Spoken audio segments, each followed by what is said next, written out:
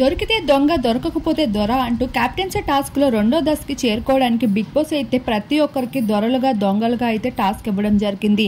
ఇందులో అయితే ప్రతి కంటెస్టెంట్స్ కూడా తమ గేమ్ ప్లాన్ని మొదలు పెట్టేశాడు. అమర్దీప్ అయితే ప్రియాంక, సందీప్, శోభా శెట్టిలతో కలిసి మిగతా హౌస్మేట్స్ అందరినీ మోసం చేసే పనిలో పడ్డారు.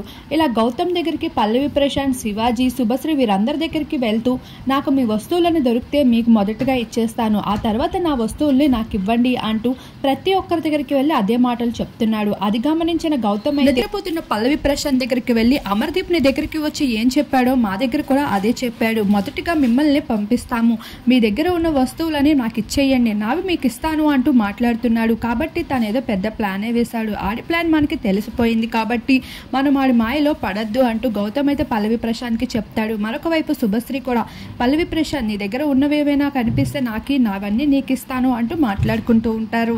ఏది ఏమైనా సీరియల్ బ్యాచ్ మాత్రం ఇప్పటికే అదే గ్రూప్ గేమ్ ఆడుతూ అయితే ఆడియన్స్ ముందు కనిపిస్తున్నారని చెప్పుకోవచ్చు.